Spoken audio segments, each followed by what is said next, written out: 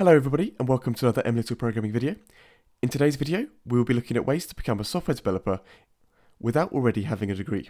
We're going to be going along in steps from the very start of a journey into software development right up to an interview and then hopefully getting a job as a software engineer. Okay, so the first step to becoming a software engineer is having a good understanding of a programming language and the concepts behind programming. So, if you're at this point of the process, it can be difficult to decide on a language to start learning. This can be a sticky point of procrastination for many people.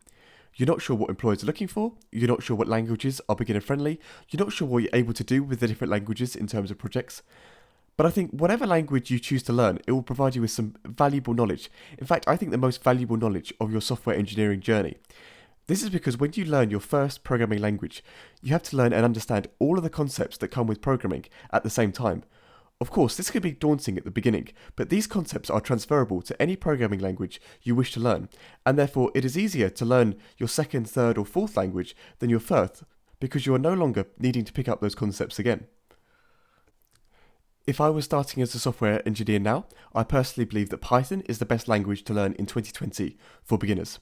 I'll go briefly into why I think that now, but I'm going to make a more detailed video on this topic, so subscribe if you haven't already for that.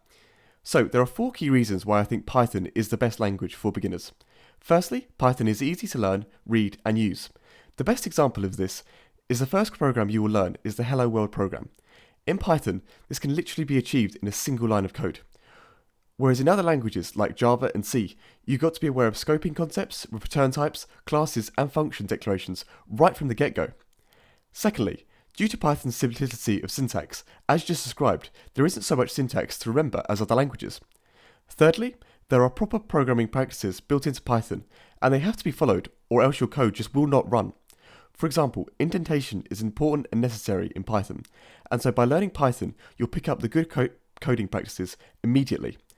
Finally, Python is an in-demand language. Python is one of the fastest growing languages right now, and I can see that trend continuing for quite a while. Once you've decided where you want to start learning, you need to use a resource to gain the knowledge you need. Now, there are a number of places that you can do this for absolutely free. I'm going to go through 5 of them now. The first is Codecademy. Codecademy offers some free courses and some paid ones, so obviously it depends on the language you choose to learn as to whether they offer a free course or not. Secondly, Udemy. On Udemy, it is possible to filter courses by price, and so it is possible to filter out the courses that aren't free. Udemy also makes it possible to filter by difficulty level, so if you're just starting out, you can filter by beginner. Thirdly, now an entirely free place to learn to code, as you can tell by the name, is Free Codecamp. They have over 5,000 programming tutorials on their website, and they even offer certifications in subjects such as responsive web design. Free Codecamp also boasts on their website that since 2014, more than 40,000 freecodecamp.org graduates have gotten jobs at tech companies including Apple, Google, Amazon, Microsoft, and Spotify. Fourth on our list we have W3 Schools. Now this website is more useful once you've got some idea of what you're doing with programming, and I personally use it to clarify my knowledge on syntax within a new language that I'm learning. It also provides good explanations as to what certain syntax features actually do. Finally, on our list of resources is here on YouTube. YouTube offers so many resources on programming, from short explanation videos to whole courses on a particular language.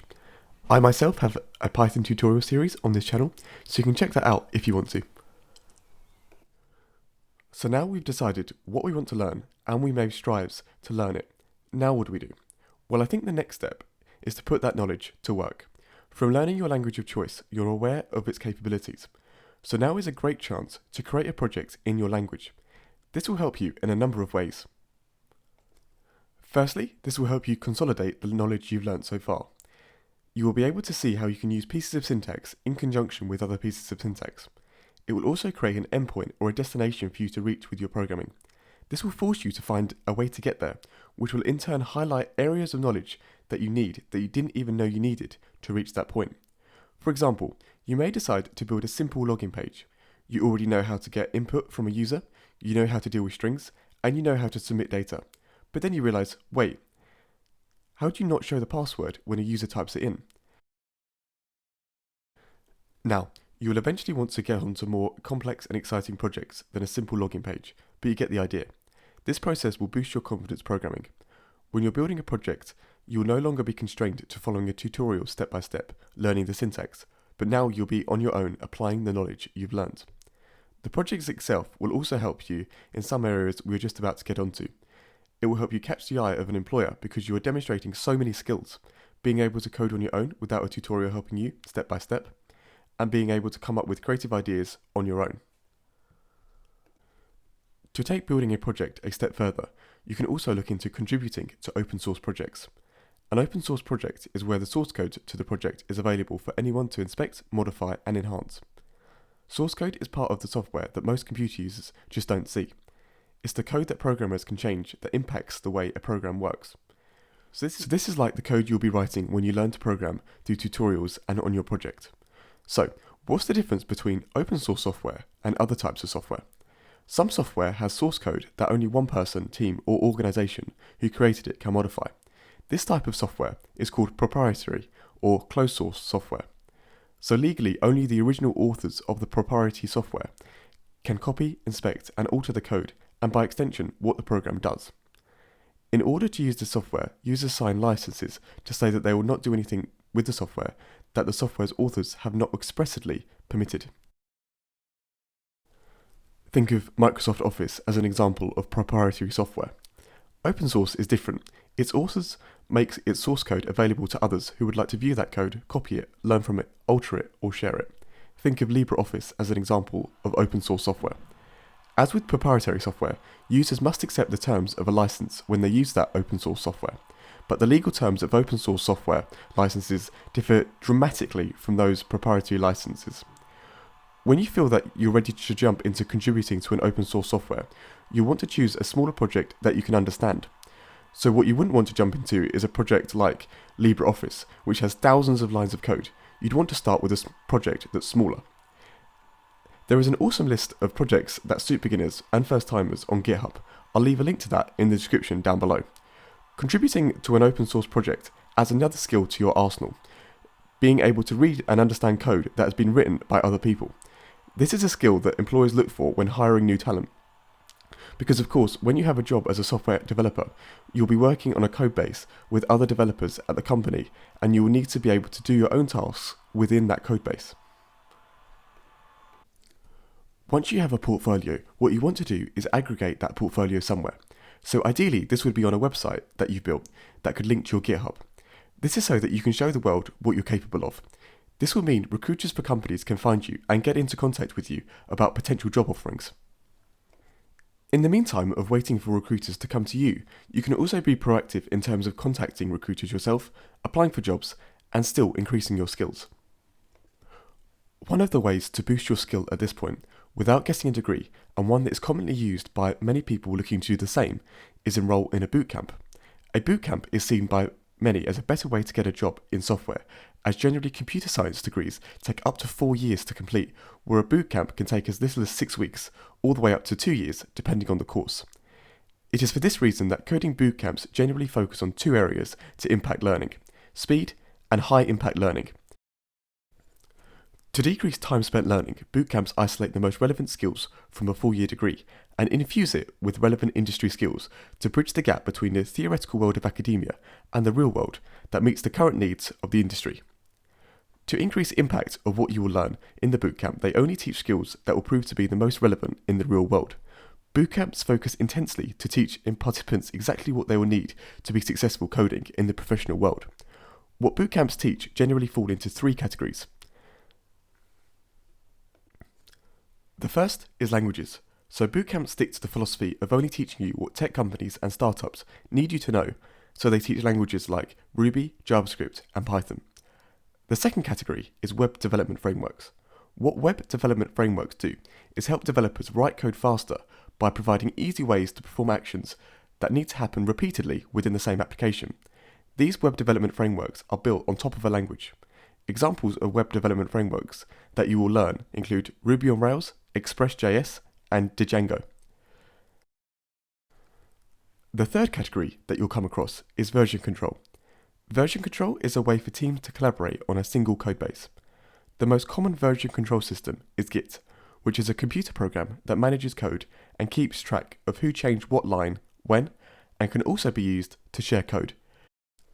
Git is used on GitHub, which is a platform to collaborate on code.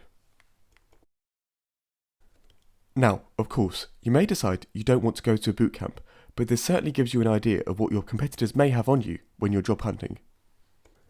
Now, when you're hunting for an opportunity to work as a software engineer, it is important that your CV or resume is up to date with all the courses you've done and the projects you completed.